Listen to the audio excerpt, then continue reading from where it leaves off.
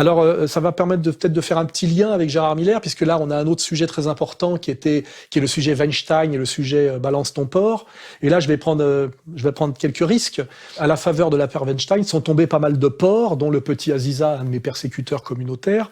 Et là, comme je voudrais aider, comment dirais-je, Mélenchon et son équipe de gauche sociale à s'émanciper de la tutelle Gérard Miller, je vais balancer que quand j'étais l'amant de Muriel Cousin, qui est la compagne actuelle du comique pas très drôle Stéphane Guillaume, enfin ça c'est un autre sujet, et qui est l'ancienne épouse d'un type du show business, là, très communautaire également, on s'en fout.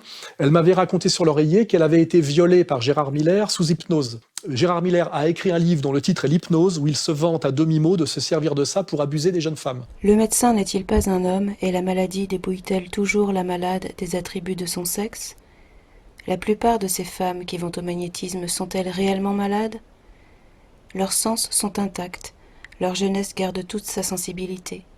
Elles ont assez de charme pour agir sur le médecin, elles ont assez de santé pour que le médecin agisse sur elles.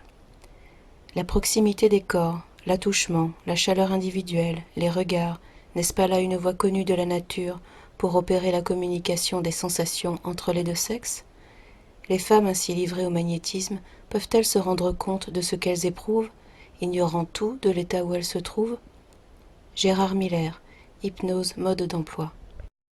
Muriel Cousin m'a bien raconté que Gérard Miller l'avait violée sous hypnose, qu'elle s'était réveillée en plein milieu, il était en train de la violer, et que Gérard Miller est un coutumier du fait. Là, je lance aussi un appel à témoins, que des jeunes femmes qui ont été violées sous hypnose par Gérard Miller osent balancer, comme d'autres finalement se sont réjouis de la mise sur la sellette de Tariq Ramadan, hein.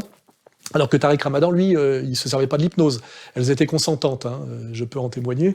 Donc je lance un appel et je répète bien que Muriel Cousin m'a bien raconté à l'époque où nous étions amants qu'elle avait été violée par Gérard Miller sous hypnose. Et Gérard Miller a écrit un livre dont le titre est L'hypnose, où il se vante à demi-mot de se servir de ça pour abuser des jeunes femmes.